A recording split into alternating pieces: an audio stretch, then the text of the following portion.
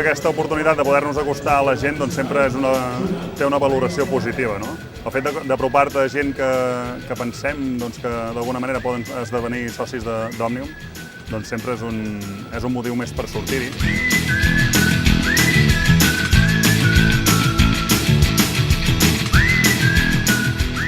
Bé, clar, primer que preguntes és si coneixes Òmnium i en general la gent quan s'acosta ja et diu sí, jo conec Òmnium. I llavors, doncs vols participar i veure... I solen preguntar, doncs, què feu, i per tant respons una mica als interessos del que diu la gent, no?